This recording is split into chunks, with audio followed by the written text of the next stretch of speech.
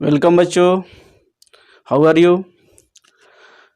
चलिए हम लोग आज की क्लास में एक नया सेल्स आर्गेनाइज पढ़ेंगे और ये लास्ट सेल्स आर्गेनाइज होगा। पिछले क्लास में आप लोग कई सेल्स आर्गेनाइज पढ़ चुके हैं, जैसे endoplasmic reticulum, Golgi apparatus, lysosome, ribosome, mitochondria, है ना, प्लास्टिड्स के बारे में पढ़ चुके हैं। अब हम लोग आज पढ़ेंगे क्या, वैक्यूल्स, लास्ट सेल्स आर्गेनाइज है। और चैप्टर जानते हैं कौन सा चैप्टर चल रहा था, the fundamental unit of life, cell चल रहा था। ओके, तो आइए हम लोग इसको आज ख़त्म करते हैं। ठीक है, देखिए ये हमने स्ट्रक्चर बना रखा है एक वैक्यूल्स का, और ये वैक्यूल्स जो ऐसा सेल्स आर्गेनाइज है जो एनिमल सेल और प्लांट सेल दोनों में पाया जाता है। ठीक है, लेकिन प्रोकैरियोटिक सेल्स में नहीं पाए जाते हैं, जानते ही हैं, यानी यूकैरियोटिक सेल्स और प्रोकैरियोटिक सेल्स। प्रोकैरियोटिक सेल्स जैसे बैक्टीरिया और ब्लू ग्रीन एल्गी जो सेल्स होते हैं उसके अंदर वैक्यूल्स नहीं पाया जाता है, यानी सेल्स ऑर्गेनेल्स नहीं पाए जाते हैं। सिर्फ राइबोसोम्स ही एक ऐसा सेल्स ऑर्गेनेल्स है जो प्रोकैरियोटिक सेल्स में पाया जाता है। लेकिन eukaryotic cells like animal cell and plant cell, ना, vacuoles are found, only one vacuoles are found in the animal cell and plant cell. तो एक चीज़ और जानना है हम लोग को कि जो प्लांट सेल्स होते हैं उसके अंदर बड़ा वैक्यूल्स पाया जाता है, यानी लार्ज वैक्यूल्स पाया जाता है, लेकिन एनिमल सेल्स में छोटा वैक्यूल्स पाया जाता है। तो हमने एक स्ट्रक्चर बना रखा है, यह जो है बड़ा ही दिखाई दे रहा होगा आप लोग को, लेकिन इससे छोटे भी वैक्यूल्स जो है आपको एनिमल सेल में देखने को मिलेंगे। चलिए हम लोग समझते हैं इसको। देखिए सबसे बाहरी लेयर यानी यह जो बना होता है वह सिंगल यूनिट मेम्ब्रेन का बना होता है ना, और इसके अंदर जो है सेल शेप यानी जो फ्लूइड लाइक स्ट्रक्चर होती सोल्यूशन होता है उसको हम लोग सेल शेप के नाम से जानते हैं। इसको हम वाटरी सॉल्यूशन के नाम से भी जानते हैं। वाटरी सॉल्यूशन मतलब इसके अंदर वाटर और भी प्रोटीन्स, एमिनो एसिड, शुगर्स, है ना, मेटाबॉलिक वेस्ट जो है इसके अंदर भरे होते हैं। तो यह जो है बहुत इंपॉर्टेंट सेल्स ऑर्गेनेल्स है। यह ऑस्मोटिक सेल के ऑस्मोटिक प्रेशर को मेंटेन करने का काम करता है। तो हम लोग इसके बारे में डिटेल में अभी जानेंगे। तो चलिए सबसे पहले इसकी डिस्कवरी, अब एक ये भी बात आती है कि सबसे पहले इसकी डिस्कवरी किसने किया था, तो एंटी वॉन लीवेनहॉक ने। ठीक है, एंटी वॉन लीवेनहॉक ने इसकी डिस्कवरी सबसे पहले किया था। यह 1665 में एंटी वॉन लीवेनहॉक ने इसकी डिस्कवरी की थी। तो हम लोग इस सेल्स ऑर्गेनेल्स के दो चीज़ों को पढ़ेंगे, पहला स्ट्रक्चर और दूसरा फंक्शन के बारे में पढ़ेंगे। ओके बच्चों, तो आइए हम लोग पहले स्ट्रक्चर के बारे में पढ़ते हैं। आप लोग हमारे साथ लिखते भी चलेंगे। ठीक है, वैक्यूल्स स्ट्रक्चर क्या है। सबसे पहले देखिए आप लोग को स्ट्रक्चर देखना है और इससे संबंधित ही बातें लिखनी है। स्ट्रक्चर में कुछ फालतू की चीज़ें नहीं लिखनी है, कुछ बाहरी चीज़ें नहीं लिखनी है, और अपना मथापच्ची नहीं करना है। लिखना हमें आना चाहिए, हमें सेंटेंस बनाना चाहिए।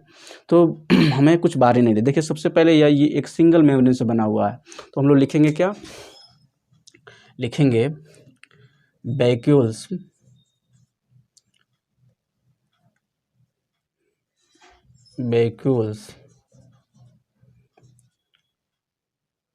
आर मेड अप ऑफ, या ये कह सकते हैं vacuoles are single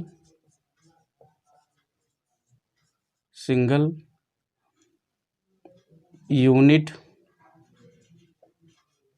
membrane,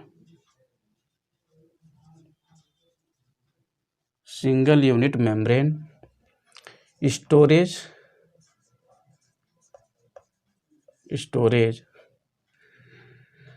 structure. ठीक है, vacuoles are a single unit membrane storage structure, यानी यह स्टोरेज का काम करता है। यह सिंगल यूनिट मेम्ब्रेन का बना होता है, यानी सिंगल मेम्ब्रेन का बना होता है, और इसके अंदर बहुत सारे वेस्ट प्रोडक्ट या यूजफुल प्रोडक्ट जो होते हैं स्टोर होते हैं। अब हम लोग देखते हैं इसका दूसरा पॉइंट क्या हो सकता है। तो लिख सकते हैं कि it is found both in plant cell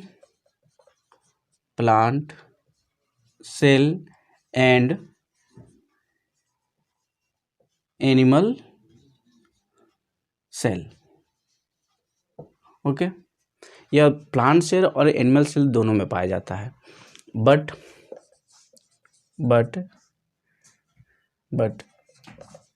it is large in size in plant cell। Okay, बड़े साइज में प्लांट सेल के अंदर पाया जाता है and small in size in animal cell. Okay, animal cells. चलिए समझिए, देखिए, it is found both in plant cell and animal cells, but it is large in size in plant cell and small in size in animal cell. मतलब plant cell के अंदर ये बड़ा size का होता है और एनिमल सेल्स के अंदर यह छोटे साइज का होता है। तो ये बातें हो गई। नेक्स्ट जो हो बातें हैं, हम लोग ये कह सकते हैं कि प्लांट सेल के अंदर जो वैक्यूल्स होते हैं वो बड़े साइज के होते हैं और उनको हम लोग एक स्पेशल नाम के से भी जानते हैं, टोनोप्लास्ट। क्या कहते हैं उसको? टोनोप्लास्ट के नाम से जानते हैं। ठीक है, तो हम कह सकते हैं कि it is known as tonoplast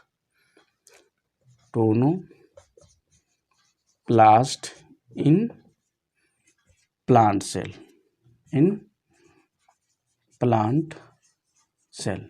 यानी प्लांट सेल के अंदर इसको हम टोनोप्लास्ट के नाम से जानते हैं।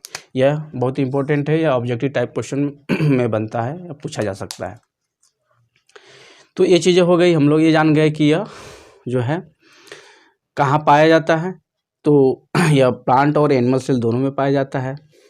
प्लांट सेल के अंदर बड़ा होता है और एनिमल सेल के अंदर छोटा होता है। इसे हम प्लांट सेल के अंदर टोनोप्लास्ट के नाम से जानते हैं। नेक्स्ट पॉइंट स्ट्रक्चर में हम लोग लिख सकते हैं क्या कि दे आर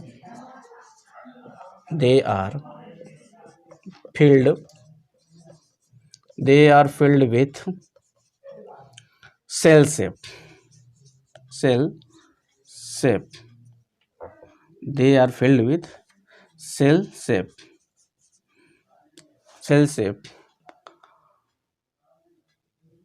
इसको लिख कर सकते हैं watery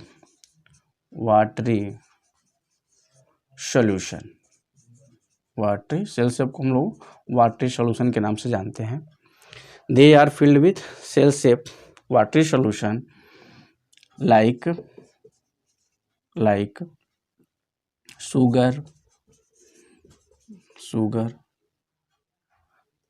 sugar, protein, amino acid,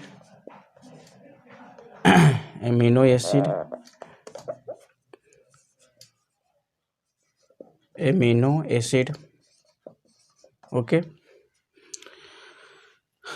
minerals,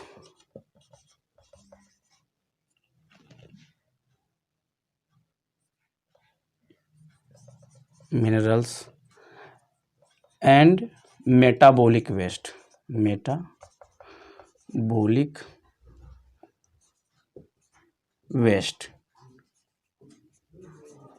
okay, चलिए हम लोग इसको देखते हैं। They are filled with the cell sap are watery solution like the sugar, protein, amino acid, minerals and metabolic waste. यानी हम ये कह सकते हैं कि सेल के अंदर बनने वाले बहुत सारे ऐसे प्रोडक्ट होते हैं या वेस्ट होते हैं जो इसको स्टोर करने की आवश्यकता होती है। यानी मान लीजिए प्रोडक्ट बन गया और उसको कहीं स्टोर नहीं किया जाए तो क्या होगा, उनका ज़्यादा जमावड़ा हो जाएगा और सेल के अंदर जो फंक्शंस होते हैं वो स्टॉप हो जाएंगे। तो इसके वजह से यह जो है सेल का एक स्टोरेज सेक्शंस होता है, उसके अंदर बहुत सारे प्रोडक्ट स्टोर कर दिए जाते हैं। तो ये चीज़ें हो गई। और यह जैसे सपोज दैट कि पानी की मात्रा सेल के अंदर ज़्यादा हो गया तो कहाँ जाएगा वह हायर कॉन्सेंट्रेशन से लोअर कॉन्सेंट्रेशन की तरफ जाएगा। जैसे इस वेहिकल्स के अंदर उस लोअर कॉन्सेंट्रेशन होगा तो यानी सेल साइटोप्लाज्म से जो वाटर होगा वो यह वेहिकल्स के अंदर चला जाएगा, और जब सेल को फिर से वाटर की ज़रूरत होगी तो वैसी वेहिकल से सेल साइटोप्लाज्म के अंदर आ जाएगा, और इस प्रकार से सेल जो है अपना वाटर की जो मेंटेनेंस है वो पूरा करता रहेगा। यानी ऑस्मो रेगुलेशन के द्वारा यह जो है प्रक्रिया संपन्न होती है। तो चलिए हम लोग फंक्शन पढ़ते हैं। तो ये हो गया स्ट्रक्चर, आप लोग चाहें तो इसको नोट डाउन कर सकते हैं, राइट डाउन कर सकते हैं। अब हम लोग इसके फंक्शन के बारे में पढ़ेंगे। इतना स्ट्रक्चर में काफ़ी है। इतना मेन फंक्शंस जो होता है वह सेल के ऑस्मो रेगुलेशन को मेंटेन करने का काम करता है, ऑस्मोटिक प्रेशर को मेंटेन करने का काम करता है। दूसरा स्टोरेज का, जैसे वेस्ट जो मेटाबॉलिक वेस्ट होते हैं या इंड प्रोडक्ट होते हैं उनको क्या करता है, यह स्टोर करने का काम करता है। तो दो ही इसके मेन फंक्शंस हैं। चलिए हम लोग लिख लेते हैं। पहला अगर इसके फंक्शन के बारे में हम जानें, function of vacuoles, function of vacuoles, function of vacuoles. First function vehicles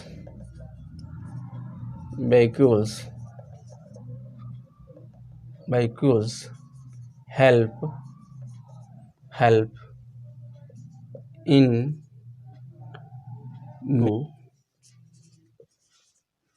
maintain the osmotic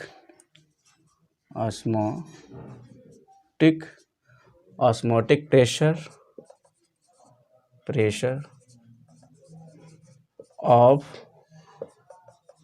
the cell, osmotic pressure of the cell. मतलब यह वेहिकल जो होता है वह सेल के अंदर मेटाबॉलिक जो होती है, या ये कह सकते हैं ऑस्मोटिक जो प्रेशर होती है उसको मेंटेन करने का काम करता है। ठीक है, इसी के द्वारा जो है पानी जो है या अन्य प्रोडक्ट जो है मेंटेन रहते हैं, यानी ऑस्मोटिक प्रेशर के द्वारा मेंटेन रहते हैं। इस प्रक्रिया को हम क्या कहते हैं, तो this process is known as is known as osmoregulation।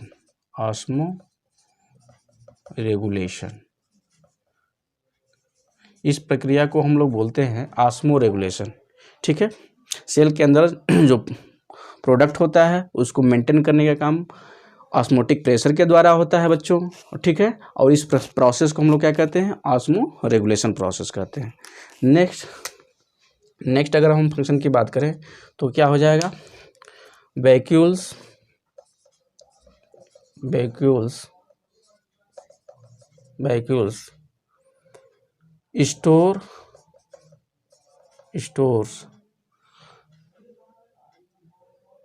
store the by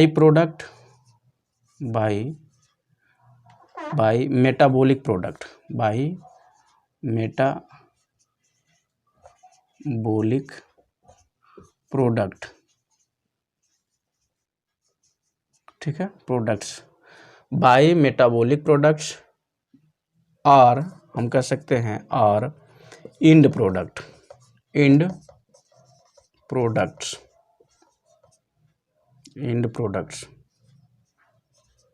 of the cell. Okay बच्चों, मतलब हम कह सकते हैं कि वेहिकल्स जो होता है वह स्टोर करने का काम करता है, यानी vehicles store the by metabolic product or end product of the cells. मतलब दो चीज़ों को यह मेंटेन करना है, जो भी इंड प्रोडक्ट होती है या मेटाबॉलिक प्रोडक्ट होती है इसको अपने अंदर स्टोर कर लेता है, और जब इसकी रिक्वायरमेंट सेल को होती है तो यह ट्रांसफ़र कर देता है, यानी दे देता है। तो जिस प्रकार से हम लोग अपने घरों में एक स्टोरेज सेक्शन से या स्टोरेज हाउस बनाते हैं, उसी तरह सेल भी क्या कर रखा है, अपने अंदर वेहिकल्स नाम का एक स्टोरेज सेक्शन बनाया है, एक स्टोरेज हाउस बनाया है, जिसमें अपने प्रोडक्ट को स्टोर करने का काम करता है। बस आप ये जान लीजिए ये एक storage sections of the cell है। ठीक है, तो आई होप कि आप लोग समझ गए होंगे। आप लोग इसको लिख लेंगे, है ना, स्क्रीनशॉट ले लीजिए, लिख सकते हैं और आप लोग मन से पढ़ाई करिए। हम नेक्स्ट जो है एक ऐसा वीडियो लाएंगे जिसमें हर टॉपिक्स को हम लोग रिवाइज करेंगे। ठीक है, हम एक बड़ा वीडियो बनाएंगे, यानी 1-1.25 घंटा का वीडियो होगा और उसमें पूरे सेल की समरी रहेगी। ठीक है, तो आई होप कि नेक्स्ट वीडियो जल्दी ही आएगी आपकी, तो आप लोग मन से पढ़ाई करिए।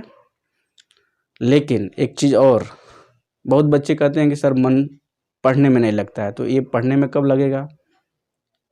पढ़ने में मन तब लगेगा जब हम एक वीडियो डाल रखे हैं अपने चैनल पे, आप उस वीडियो को देखिए। ठीक है, वो क्या है, कोई बच्चा कमज़ोर नहीं रहेगा।